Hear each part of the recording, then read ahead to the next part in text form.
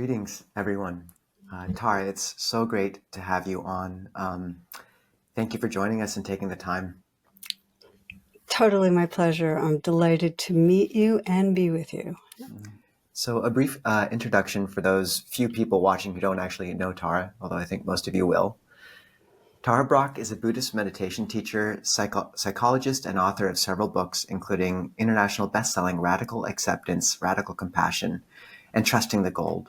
Her popular weekly podcast on emotional healing and spiritual awakening is downloaded over 2 million times a month. She is founder of the Insight Meditation Community of Washington, D.C., and has been active in bringing meditation into schools, prisons, and underserved populations. Along with Jack Kornfield, Tara leads the Mindfulness Meditation Teacher Certification Program, serving participants from more than 75 countries around the world. And Tara is just, someone we've listened to and really appreciated, and also who's really laid the groundwork of Dharma in the U.S., which Clear Mountain is growing in. And Tara, it's just so nice to actually meet you and have the time to speak. So thank you. Mm-hmm. We wanted to, we were going to start with a question about a dark time in your life, but actually we just wanted to ask a bit about your life right now. What does it look like? What's your kind of dharmic landscape at the moment, and what feels unrelating for you in this time? Yeah, well, thank you for starting there. Like, what's alive right now? I would say that I saw a cartoon that had a doctor treating a patient, and he's looking at the report, and he'd say, well, I think the problem is you're paying attention to what's going on right now in the world. And my sense is that if we're not disturbed in some way by the world, we're not paying attention. And that doesn't mean we should be getting overwhelmed and, despairing and lost. But I think that for me, I'm just noticing how our world is kind of unraveling, and how there's this kind of growing tide of mistrust and anger and hatred and all the things we know cause suffering. So it's impossible for me now to teach and not every time I'm teaching bridge how we're experiencing things with action in the world. It feels like there are certain times that we're just called forward, and that these are one of the times. So that's a lot. That's just giving you kind of broad picture that it feels very much like a time in my life where we have to keep resourcing inwardly and bringing what we might call compassion in action, bringing our hearts to the world in whatever way fits us. That actually might be a good transition to this key question of a dark time in your life and what helped you move through it and out of it. And you're right, in this kind of tide of fear, concern, worry, anger, resentment, which people might find themselves mired in. I think hearing your story of how you've emerged from a dark time would be helpful. So yeah, if you wouldn't mind, Tara, tell us about something that, how you moved from that. Yeah, it's actually a great transition, because in a way the world is in a disease state. And one of the darkest times in my life, I was in this downward cycle of disease physically. And at one point I was in a cardiac unit. It turned out it wasn't my heart, but I was in a cardiac unit for like 5 days. They didn't know what was wrong with me. There was no reason to think I was going to get better. It had already been going on for a few years. And I remember this wave of incredible despair, fear and despair. And it was like, up until then, I'd been fighting. I'd been trying to get better, I'd been trying to figure it out, but it was like nothing was working, and it was out of control, life, And so that was the dark moment, being, kind of in the middle of the night, and how hospitals are like twilight through the whole night. and but very alone in it. And so what came to me was a phrase I remembered from a Tibetan teaching, to meet your edge and soften. And so what was my edge was fear. And in some way I needed to soften. I needed to actually bring my heart to the fear, to love the fear, because fear was just so dominant. It was asking my attention. So I just remember that process of, okay, soften with this, and just trying to open into and profoundly allow the reality that was there to be there. Just say, yes, this is what's here right now, not to push away in any way. And the more I opened, it was like I was just flooded, my body, the whole realm of my awareness felt flooded with fear. But as I kept opening, I started becoming the openness that the fear was happening in. And it wasn't even I became the openness. There was just this openness that was increasingly tender. And so I guess I'd say the other side of it is that loving the fear became this portal to just being that openness and awakeness and tenderness that really felt like home. And from that space, it just became clear that what I was is more than this living, dying world, and I didn't want to die, and I wanted to get my health back, but there was this profound freedom that suffused it. And so what I found after that is I kept on, I actually am way, way better. I got out of that spiral. It was about 6 years. And I'm in very good health. I'm just very grateful to say that. But what it taught me a lot about what it means to take refuge in a really, really hard time, which is take refuge in reality, like absolute, unconditional, radical presence with exactly what's here. And for me, that meant loving the fear. And I'll just add that loving fear doesn't mean that at the beginning, when we're softening to fear, it feels like love. The beginning of love is accepting what's here. Acceptance is the root of love.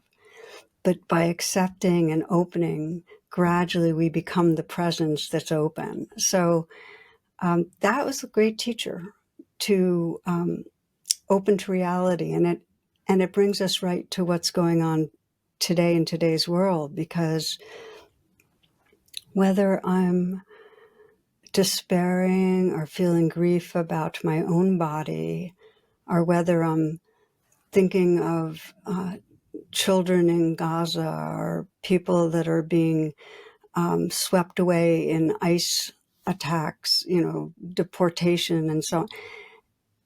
The same thing is what'll arise in me, the pain that arises in me, the teaching is to make that U-turn, to not blame outward, but to bring the attention here and open the heart to what's going on inside. Because if I do, then I can respond to the world from more sanity. And if I don't, I'm caught in reactivity and pain. That was a perfectly timed gong, I think. Yeah, U-turn gong. And we definitely do want to stay in the present moment and, talk about the present, but just to situate maybe that episode in your life and also some of the themes you're talking about refuge, if you could just talk a little bit. You're a psychologist, but you're also a Buddhist. You've studied with Theravada teachers, and you've also studied with Dzogchen Tibetan teachers, and this kind of coming to the edge and softening. Could you talk about just your own spiritual biography a little bit, as much as feels comfortable and relevant for the present? Sure. Well, I started in with the yoga world. And so I started in a very embodied way, really learning how to be awake in the body and find balance in the body, and then opened up to through Theravada and Vipassana, to the amazing power of being able to sustain attention, concentrate attention, to notice what's going on in really precise ways, and then through Dzogchen to be the awareness that's noticing, which, by the way, is also in Theravada, of course. But it just happened to be that turning to notice the awareness itself was pivotal in helping me wake up. So I've had, experience in those different traditions, and now they're seamlessly woven in with other traditions, other teachers, other poets. Everything informs. It's like the Dharma is taught in a blade of grass and in every tradition at this point. I'm not sure how else to respond right this moment. One place I'd like to ask actually is, for me, there's a pretty powerful moment where, you are learning or getting you're going through different traditions in the yoga tradition. And then there comes a moment where you really gain faith in the triple gem and the Buddha comes into your heart a bit. And I'm just curious for you, when did your faith as a Buddhist really spark? Can you speak to that moment either of like that, when the Buddha became kind of a significant figure in your heart, or just the Sangha, some teacher that really invoked that faith? Just curious about your relationship with the triple gem in that way. So yeah, and with Buddhism, what's interesting is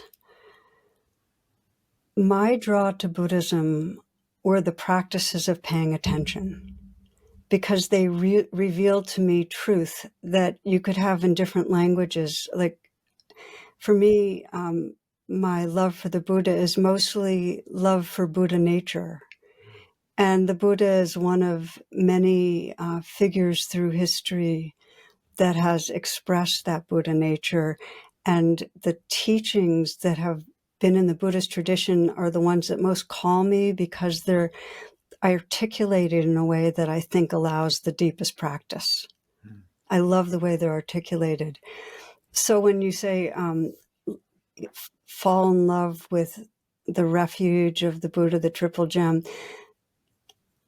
it started way before I was ever introduced to Buddhism. It started when I started sensing that there was an innate goodness that's streaming through all of us, and it's our awakeness, it's our sentience, it's our love. And that became the when I wrote the book Trusting the Gold. It's like, as I began trusting that this goodness is more the truth of who we are than any story we tell, I was taking refuge in the Buddha. The Buddha's model, trust in this. I wouldn't teach this unless you too could wake up to the truth of who you are. That is a kind of audacious statement. The teachers that inspire me are audacious. And when I say audacious, what I mean by that is they have such profound trust. It's called the lion's roar in Tibetan practice, but such a profound trust in what we really are, that light, that love, that goodness, that their lives are lived out of that trust. And so the Buddha is an example. Oh my gosh, and there are more contemporary examples. I mean, I think of Joanna Macy, who passed away last month. She was audacious, She was so bold in her way of loving this life. And it's because she had a profound trust in the formless awareness that's really her source. And I think of Pema Chodron, the same thing. She's audacious. So I love that. And I see it in both of you, what you're doing and the way you bridge the Dharma and make it available. There's a faith and a trust in what's possible and what's true that gives you the flexibility and the inspiration and the energy to do what you do. So I bow to audacity. Tara, it's interesting, you're speaking to this resonance with something much deeper, even before encountering the Buddha as such. And your book titled Trusting the Gold, I just remember the first time I read Siddhartha and saw this image of the Buddha. The biggest moments of my life, I've had this intuition of gold and light every time. And I just found it there's something so perfectly resonant about that. So thank you. Interesting factoid here. If I asked you what is the most known religious symbol, cross religions in this world, what might you say?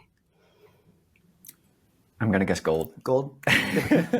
That's because we're making associations here. Most people would say cross. Crosses. And the answer is the halo, which has to do with the Yeah. radiance of enlightenment, and that you find the halo in all different religions in some way, because humans experience that waking up, that evolving has to do with that kind of light, more of a sense of it's all made of light, it's all made of love. So anyway, sorry for that, but I just got struck by that as being really beautiful. Yeah, that's fascinating. One of our monk brothers is an icon painter. He's a Buddhist monk, but actually paints Buddhist iconography, but learned iconography from a Ukrainian Uniate Catholic monk who is a professional icon painter. And basically what you do in icon painting is you start with the base layer of light. You start with the lightest layer and then build the shadow. And then it's as if the light is shining not from above or from anywhere else, but actually shining out from within. You're building the shadow on top of the light. But Ooh, I love it. Yeah. I love it. and he's a really skilled artist. Yeah. Oh, Ajahn Kovilo, I'm going to remember that one. That's great. That's beautiful. Yeah. But just, I mean, this kind of points to one of your main skills is being able to talk across traditions. And I told my mom, and I told you a little bit, but she listens to your talks. She's not Buddhist. I've got pre-monk, non-Buddhist friends who listen to your talks. And I think one of your specific skillful means that we've heard you talk about a lot is the R.A.I.N, the R.A.I.N acronym. And we would love you to do a little bit of a guided meditation. And I think we have actually perhaps structured our questions for you around this R.A.I.N framework. So could you maybe explain what it is and do a guided meditation with all of us? Sure. I would love to.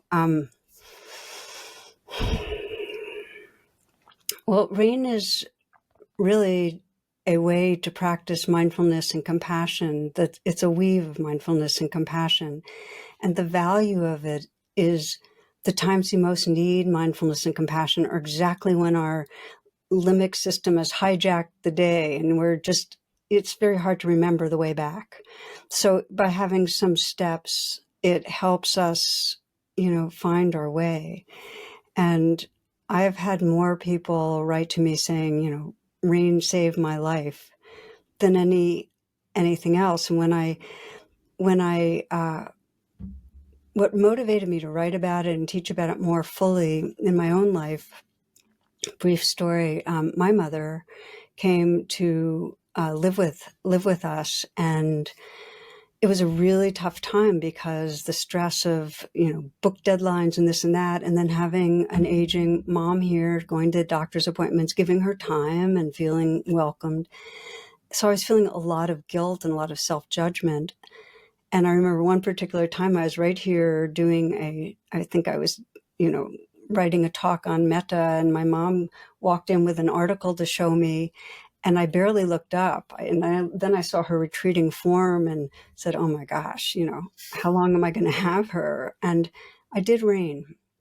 And R.A.I.N stands for recognize, allow, investigate, and nurture. So what I was recognizing was feeling that clutch of anxiety and guilt, and recognize, you just name it. It's the basics of mindfulness, just to name what's there. And then allow means this belongs, it's part of reality, let it be, like a wave in the ocean, just let it be here. So I said, okay, this guilt and anxiety, it's part of life, let it be here. And then I is investigate, and that means it's not a mental investigation. It's mostly embodied, where you feel the clutch. I might ask myself, what am I believing right now? Which I was believing the classic belief, I'm failing, I'm bad, But mostly it's to feel somatically in the body. So I was feeling that clutch, put my hand on my heart. That's the beginning of N, or nurture, and sense, well, what's needed right now? What does the wisest, kindest part of me sense is needed? And I needed to remind myself of that I loved my mom, and that I was dedicated to the work I was doing and it would turn out okay. I needed to remind myself really just to trust my heart and to trust life. After that, I had recognized, allowed, investigated, nurtured. There was a sense of opening up. There was just more space. I was less contracted. I was more at ease. And I call that after the rain. It's just like after rain falls, we see what happens afterwards with the blossoming. I was just resting in a larger space of awareness. I was not caught up in the little self that was as anxious and guilty. And I did a lot of that. I did a lot of rain around that with my mom. And things loosened up. I just felt when I was with her, I was with her. I just was there. And we had our big salads together and went for walks on the river. And she died about 4 years later. And I still think of her and feel a wave of sorrow and waves of love. But the big thing is rain saved my life moments with my mom.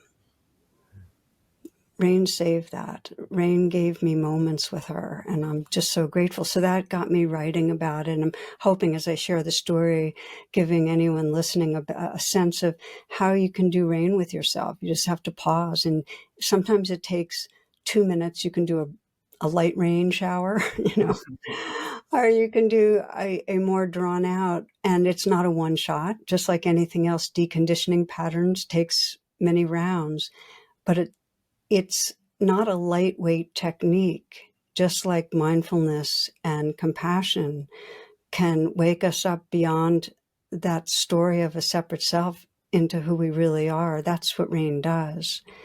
So I found it really valuable. A lot of people find one of the places they use it the most is when they've turned on themselves, because one of the great sufferings of our world is, as divided as we are from each other, that means we're divided from ourselves. We can't be blaming and angry at another person unless we're cut off from our own heart in some way.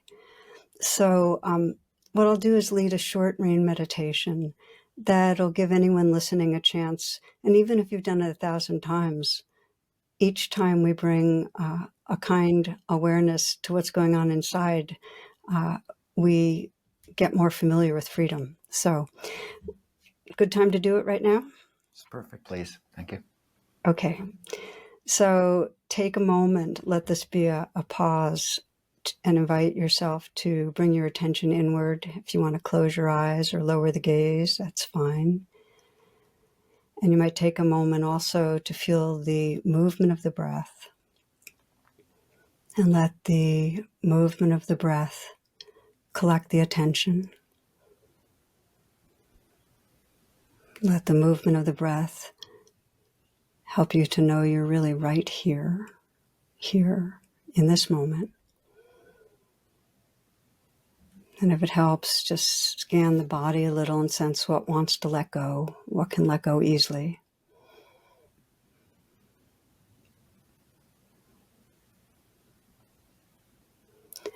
And then widen the scan and sense if there's anything going on in your life right now that you're holding against yourself. If there's any pattern of judging, of self-aversion, any pattern of being turned on yourself that you'd like to loosen up, bring more awareness to. So it could be that it's judging yourself for something going on in a relationship with a partner, or friend, or child, situation at work, an addictive behavior, but not the kind of self-judgment or self-aversion that really has trauma to it. And as you consider this, sense a recent time that you felt triggered, where you got down on yourself, and sense the worst part of it, like what was most disturbing.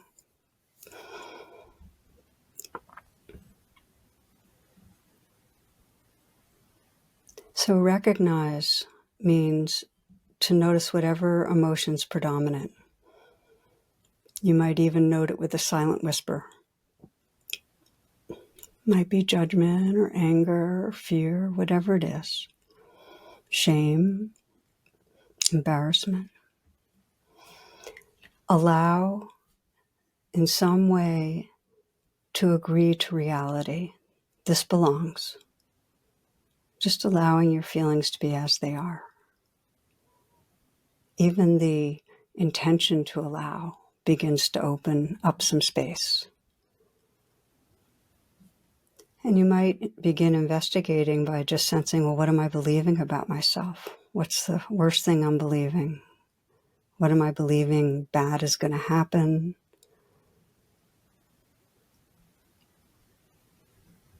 And it might be your sense of, well, I'm failing.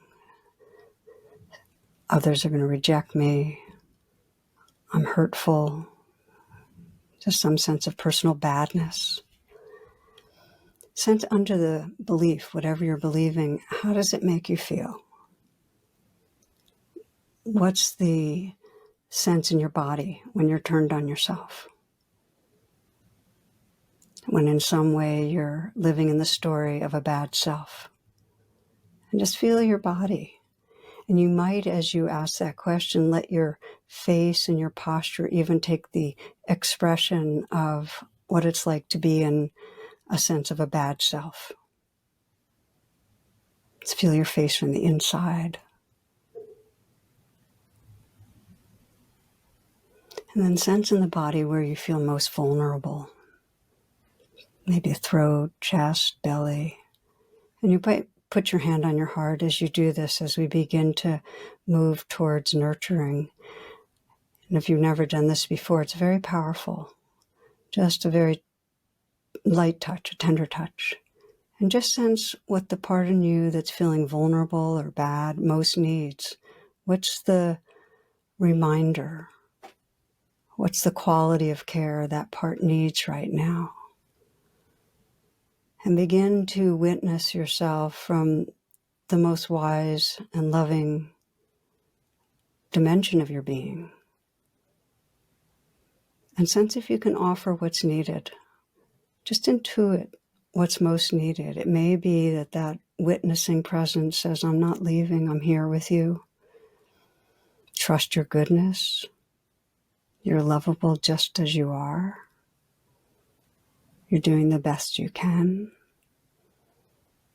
You're always held in love. Your very essence is love, is awareness. Trust that. Whatever message. And if it's hard to offer to yourself, imagine it coming from a larger source, from the Buddha, from another spiritual figure, from a trusted friend, from an ancestor, from your pet, from a tree, from the earth. But feel your hand and let the energy of care wash through and into you, wash right into the place that feels vulnerable. Let your intention be to receive. So you're both the holder and the held.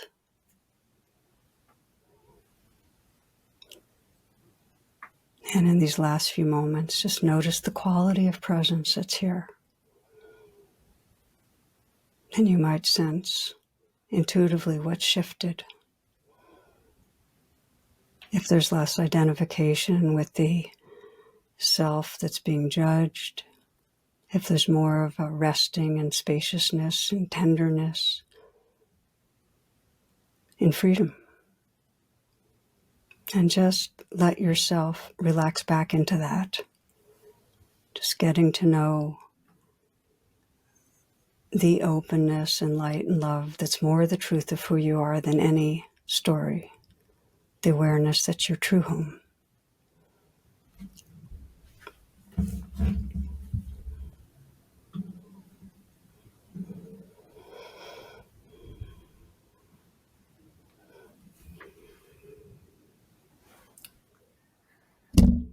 All right, thank you very much. Thank you very much. I similarly, with my mom and with, I'm sure, thousands and thousands, if not tens of thousands or more people have really benefited from that. And myself, there have been times, monastic life, it's not always easy. You kind of, I'm sure in any kind of life, you find yourself sometimes with your head up against the wall, and it's like you've pushed, and I've done as much as I can. And, R.A.I.N is a great next immediate step. It's really great practice. And I'm curious, one phrase you use, which is kind of the whole context for allowing R.A.I.N, is this sacred pause. And, kind of contextualizing our conversation a little bit around, present day events. And, a lot of that is informed by people's watching of the news. And I'm curious what space you give to your students in terms of taking like a broader sacred pause, not just for R.A.I.N, but this is a big part of monastic life. A big allowance of the Buddha is that there's huge spaciousness for seclusion, for taking a step back, for taking a longer extended sacred pause. And would just love, to hear what you advise people about that, even in broader extent, and also just news, taking a break from news sometimes. Is there space for that? Well, thank you for that inquiry, because I feel like more than ever, we're in a virtual reality trance. And we spend so many moments. We already know that we're in a thinking trance most of the time. This is another dimension of it, which is on a screen in a virtual reality. And most people for many hours a day, huge swaths of time, are living in a virtual reality. And it's addiction.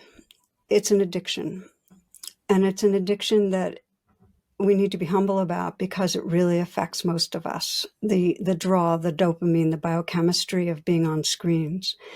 So yes, to your point, both for screen time and general and the news, it feels really important that we feel our aspiration to be awake, to be embodied, to live our moments, and out of that actually create some restrictions.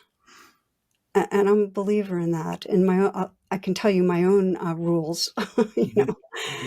My own rules are: I don't listen to any news at all on Sundays, and on other days of the week, I will not take in any news until after I've done all my sadhana, which is my word for exercise, meditate, be outside and so on in the morning, and then I cut out in the evening after I take a walk and cut off. So that's my news regime, and it makes a really big difference. Often it's more than that. Right now it's a little bit more, because I'm feeling amping up it creates so much bodily distress to take in the news that it doesn't serve. It's not like it's informing me. So I think everybody's got to figure out their own boundaries. But it feels like a really relevant question to anybody that's on the spiritual path, which is, how are you navigating times that are designed to addict your attention? There's the simile of rain is so appropriate. There's a quote you referenced from Rumi in one of your talks about how nothing really grows on jagged ground. It's, crumbled earth. And so try being crumbled for a time. And just the sense of the pause, these terms you use, the limbic trance, the trance of self-blame, this trance of virtual reality, I think it's such a appropriate word, because it implies fixation, narrowing of focus, a certain rigidity, and a certain, the sacred pause implies some amount of humility, of letting the ego's cries fall away for a second, and then rain being what allows something to grow in that kind of softer ground.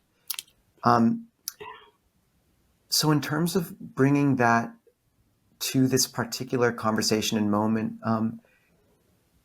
not just curious about the restrictions you laid out around how much news people are taking in, which is kind of like baking sunlight on that ground. We're trying to soften up a bit.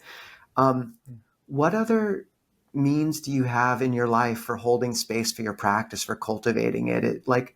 do you have any other structures or skillful means to give people to loosen up that ground so the rain can make its way in, like practical things in their daily life to hold the sacred, which is so easily swept away by, the kind of neon buzz of how much we're bringing in otherwise?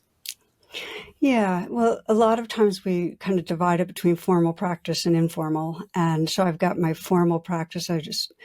I'm lucky because I happen to love practicing. I mean, not everybody does. I have a fascination and love for practice just because I love and I love truth. So I'm in it. Informal practice, just to name one of them, because this has been so helpful to me. It was years back that I realized that anytime I was judging anybody, I was in a trance, that I wasn't seeing the whole picture, that I was caught in something smaller. So I made this commitment when I caught myself judging to make the U-turn, to shift the attention from out there to really asking with curiosity, okay, so what's happening inside me right now? And it's been one of the most liberating practices of my life, to begin to sense that under any judgment, there's some form of fear or trying to inflate the self because of fear, because of insecurity, and then to find underneath that.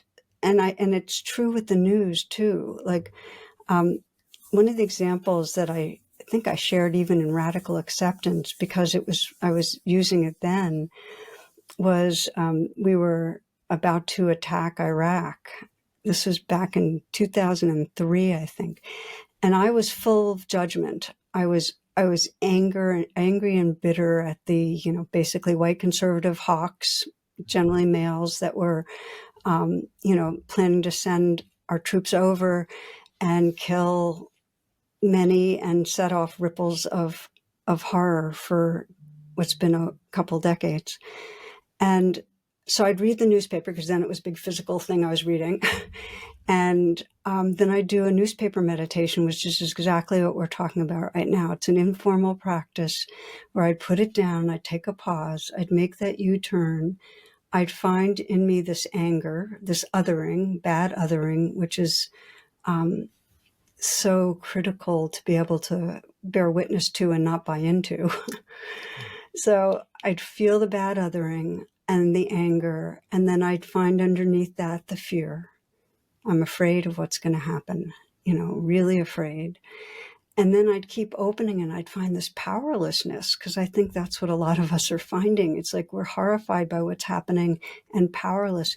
And then I'd have to open to that. Yes, this too, because that's, of course, the mantra of unfolding rain, allowing more and more. And underneath the powerlessness was this huge grief for what was unfolding in our world. And when I can open to grief, and this is true on any level, that is the portal to love. And we need to grieve. We really need to grieve. We need to have our hearts broken. Unfortunately, we usually stay on the level of judging and bad othering and bad selfing. But if underneath we can get to the grief, we can get to our caring. Because here's the thing, underneath our anger, there's something we're caring about. There's something we're caring about. And if we can respond to the world from care versus anger, we can make a difference. I mean, most of us believe in that beautiful, beautiful verse of hatred never ceases by hatred, but by love alone is healed. This is the ancient and eternal law.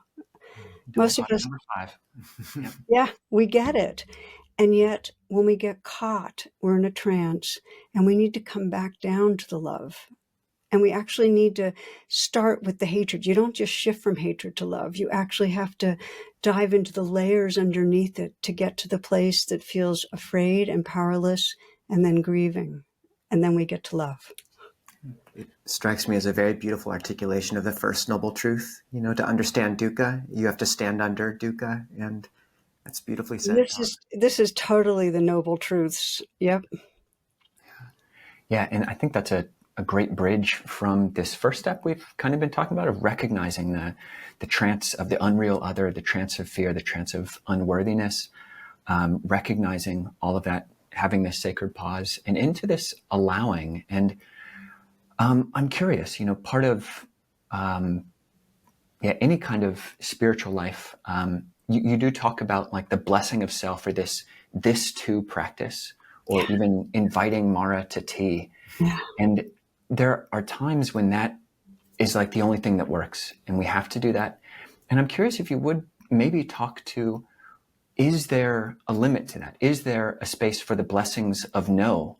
Just speaking about, especially for, early on in our practice, say when we're working with the precepts and we're really trying to get rid of our more coarse addictions to drugs or other types of, sensuality and bad habits like lying, which just can ruin our lives. We take that first drink, we say that, yell at our child or our spouse, and it can really, there is a place where many places where the Buddha does give allowance for avoiding, or even for, there's some strong language about, obliterating thoughts of sensuality or unskillful mind states, giving similes of like, just as a strong man would take a weaker man and, move him about, so too one activates this active control of mind states for when that's, and he's definitely not saying that that's always the thing to do, but how does that fit in with the practice of yes, the practice of allowing here? Obliteration. Yeah, Tell us about obliteration, Tara. Well, I mean, the simplest way to say it is that totally fits in, because sometimes we have to say yes to our no. And sometimes it's totally wise. It's totally intelligent that if I am triggered and I'm in total fight, flight, freeze, it might not be wisest to say yes to the fight, flight, freeze reaction and get even more traumatized. Instead, there's a part of me that says, no, this is too much. And I say yes to that. And then I use whatever regulates emotions. And I'm going from your example into kind of Western terminology, but I'll use controlling and directing the mind in certain ways to calm down the sympathetic nervous system, or, as the Buddha might say, turn away from the thoughts that are triggering me and turn towards what's going to soothe me. So there's absolutely an intelligence in turning in certain directions. And many people will say, I felt fear, I recognized fear, but I couldn't allow it. There are times that it's too much, and we have to say, no, I can't do it right now. And then what happens in the moment that we say yes to the no, there already is more space. I want to speak about the investigation side of it as well. I think, when you suggested the topic for this interview as being kind of how to hold compassion in an unraveling world, it struck me we could probably air that YouTube video in, 4th century BC, and it would also hit quite a note as well. And, upekkha, this, etymologically, equanimity, upekkha, means to kind of look over or look closely. And Ayananda Bodhi translated it's as the bird's eye view. And I am curious about, this feature of a trance is this narrowing in of focus. And I see a danger of that with the narrative of like, now is the worst it's ever been. And you in your talks have referenced, Steven Pinker's work about certain metrics of how things are going in the world actually improving or being okay.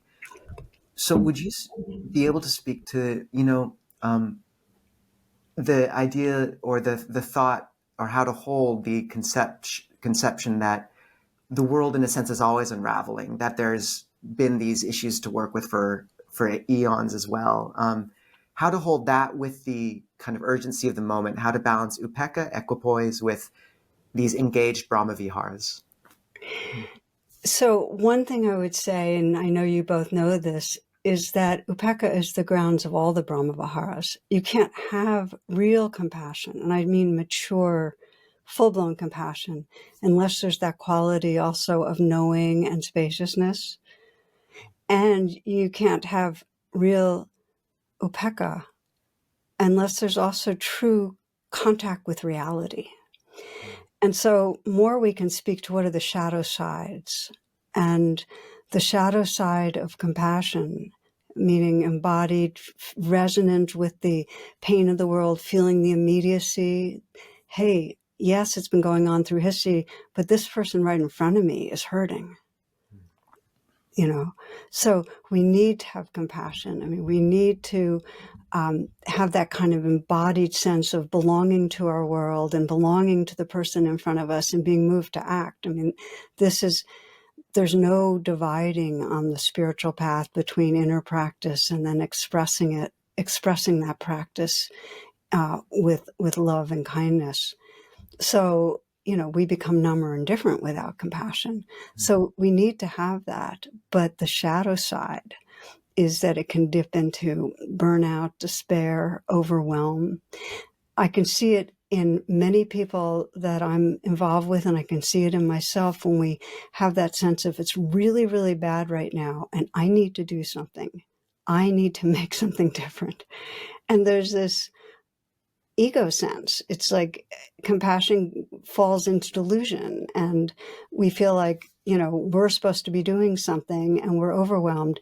And the antidote, if you think of it as breathing in and breathing out, is to breathe out back into that space that's more impersonal of upekkha, where we're realizing a larger belonging, we're realizing spaciousness, we're realizing this has happened through time, and that we're part of a movement of change, but it's not about a self. Now, there's also a shadow to upekkha, which I know you know, which is that it easily turns into a kind of distance and indifference, a kind of dissociative state, where there's a sense of, oh, I belong to this eternal formless reality, and not letting what's right in front of us matter and touch our heart. It's disembodied. And so the antidote to that is kind of like breathing in and reconnecting to the feeling world, by feeling our body, feeling the earth body, and feeling each other, and intentionally reflecting on our relatedness, on what love is asking. So to me, it's not as much a balance as just noticing when we've gone into a shadow and bringing up the qualities that make it so that we're both embodied, feeling, tender, and spacious enough so that it's not personal.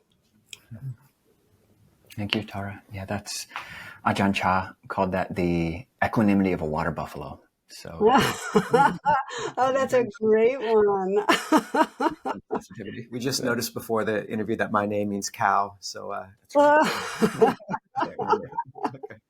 Well, I want to go for the water buffalo one. I love that. Yeah. Well, just also on this theme of investigation, you have a very funny story in Trusting the Gold, in which you kind of sit down with your husband and just, you say, how are we doing? How are we doing? And how are we doing? Yeah, that's what you say. And there's a pause, and then he takes out his phone and he says, hey, I don't want to say it, but hey, Siri, how do you respond when your wife says, how are we doing? Siri just opened up. Yeah. And Siri's response was, you say, I'm okay, you're okay, and this is the best of all possible worlds. So that's a direct quote, because I'm remembering it for the next time Ajahn Nisabho and I have such a conversation. But I'm your Jonathan. Yeah, that's right. I want you to know that his disease is avoidant behavior. So, so when I asked that question, how are we doing? He got the deer in the headlights look, like, okay, this female is asking me to process something, It's like, ah! And of course, I was being a bit controlling and domineering and kind of trying to put him on the spot, and he was trying to avoid being on the spot. So both of us were playing out our shadows, but the humor let us end up going deeper.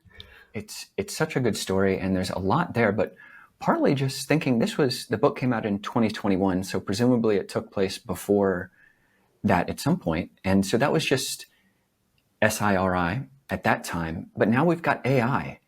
And AI, the possibility to investigate with AI, it's honestly fantastic and getting better. And, my dad is a psychiatrist, and he's experimenting with AI and is saying, basically, the field of psychiatry is we're going to become obsolete. And I'm curious to what extent you feel people should lean into their own inner investigation, totally putting all the phones, all the SIRIs, off, turning those off, and versus actually using these tools to see, I know some people, we haven't done it, but actually training their AIs on themselves. And, I know a fair number of people, Ezra Klein talks about, having a therapist AI in their pocket, and that it's really good, and that they get to know them more and more and can give more and more specific advice. So to what extent should we investigate internally without AI versus having AI help us to the extent it can?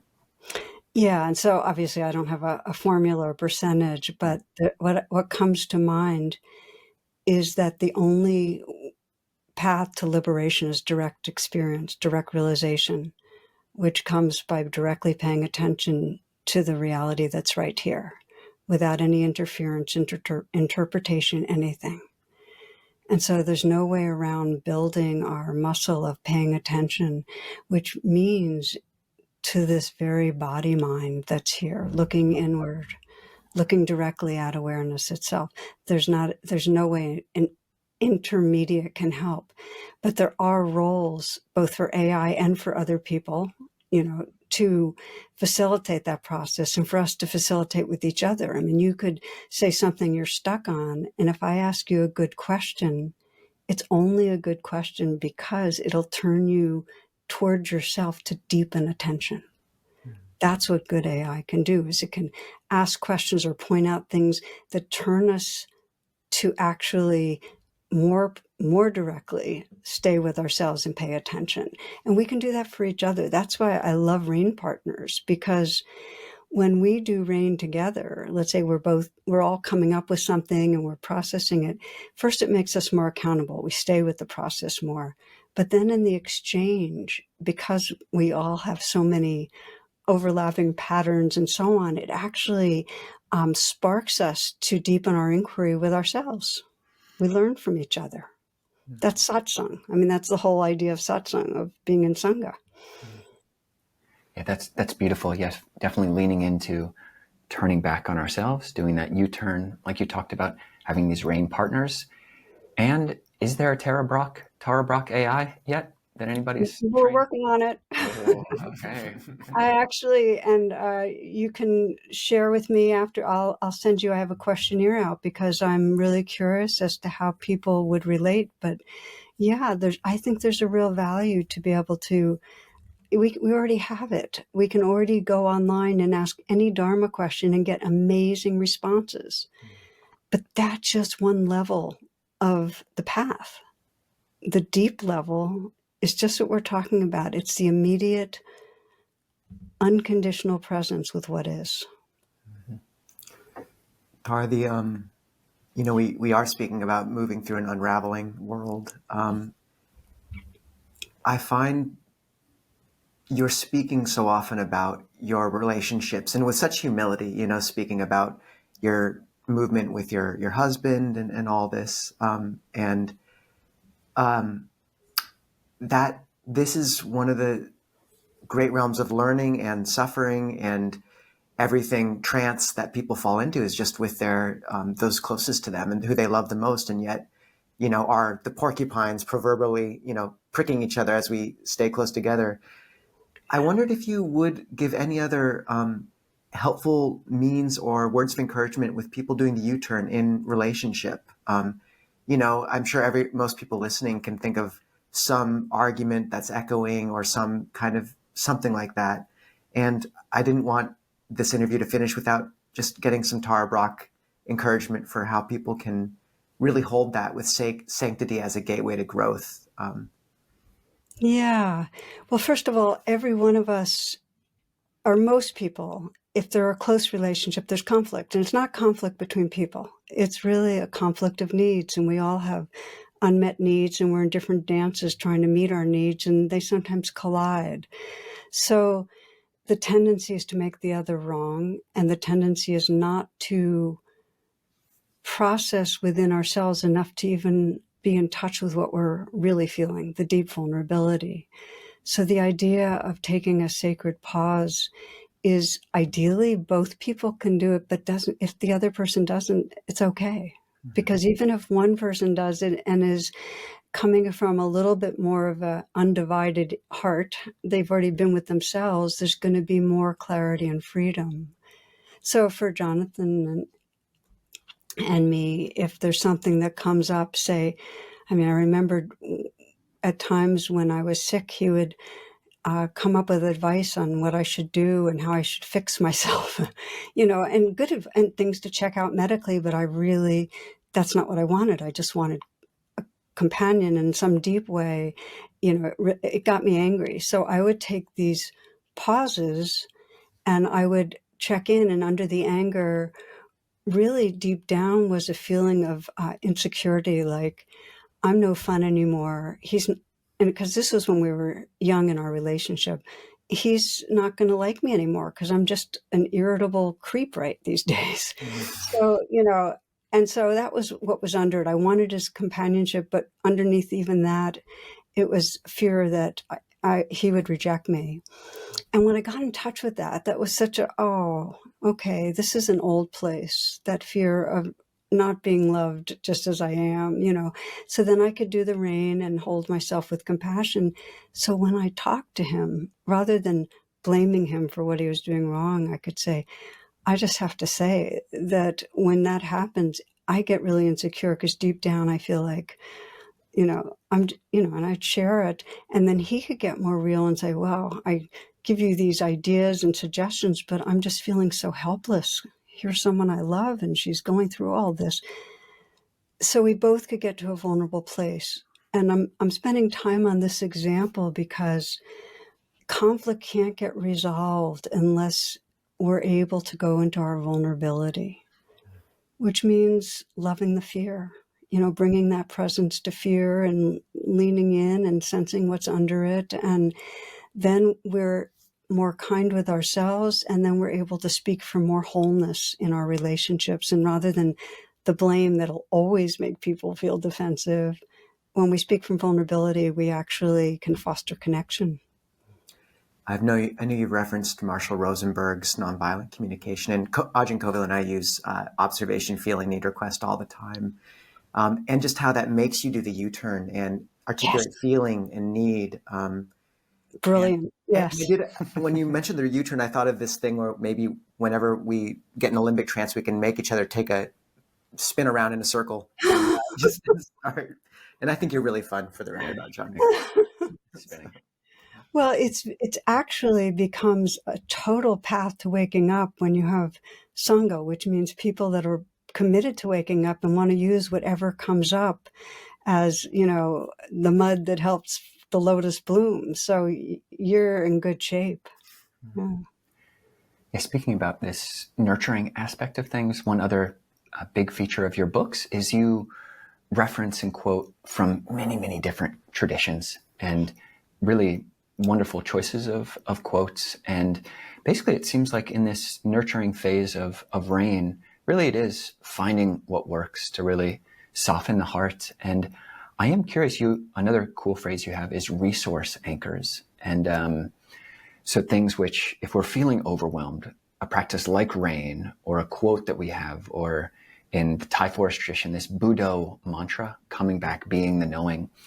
And I was raised Unitarian, which is a very anchor, resource-rich tradition. But at some point, I was really happy to find Theravada Buddhism, and specifically this tradition, because it is very clear. Like Unitarianism, it's basically every holy book. It's a lot of anchors here and there. It's so many anchors that like, okay, can I just have one for a little bit? And I'm curious the extent to which you encourage people to go broad or really to go deep, or does it depend on the person?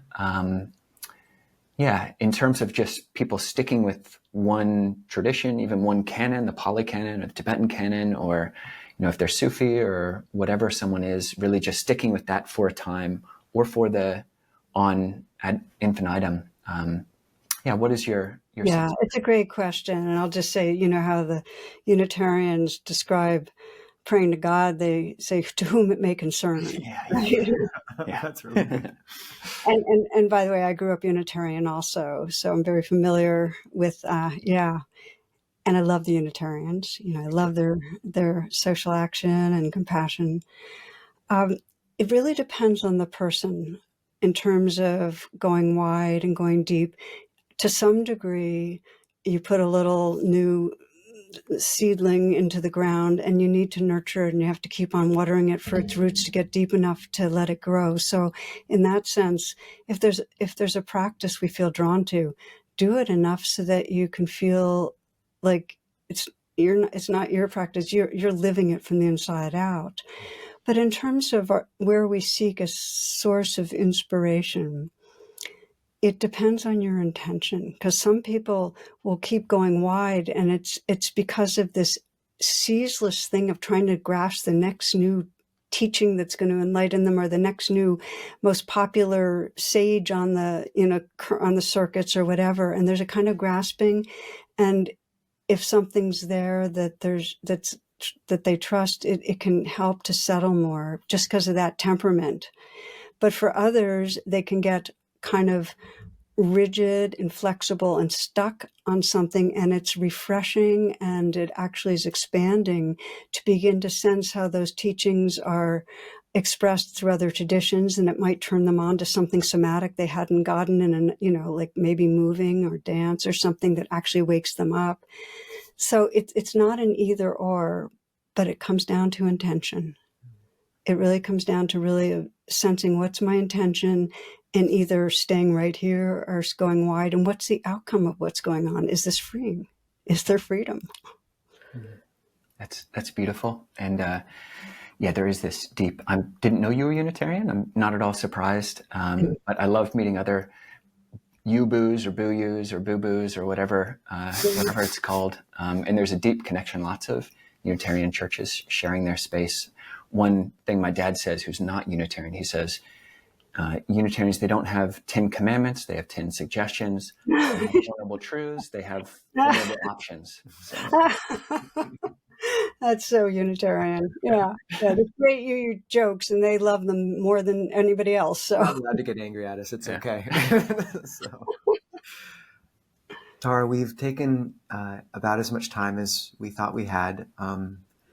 Just wanting to first express, once again, just the gratitude for what you've cultivated in people's hearts, those listening in your own life. It shines so clearly through. And when we were kind of polishing what we would focus the interview on, just your kind of really singling out what was most in people's hearts. And I think that's something that I've seen your teachings do continuously, is really focus on where the First Noble Truth is for people and touching that. So thank you for that.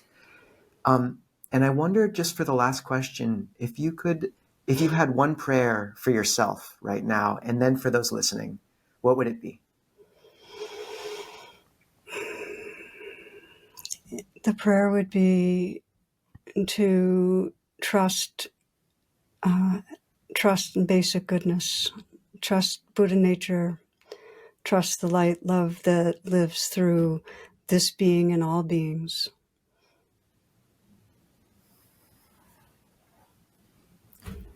Tara, we thank you so much, and we hope we get you to see you in Seattle sometime if you're ever by. Well, I want to take a moment just to bow to what you're doing and the whole rich and beautiful atmosphere of Clean Mountain Monastery, because everything I've read and heard is that it's a beautiful offering to our world, and your dedication and your I just have to say your freshness, it's like you're both real and authentic and open-hearted and bright and wonderful. So I'm just very delighted to meet you and know about what you're doing. So we are friends. He's realer than I am, just for the record. You're fresher than I am. You're more humble, right? You're more humble. Yeah. Thank you, Tara. Thank you.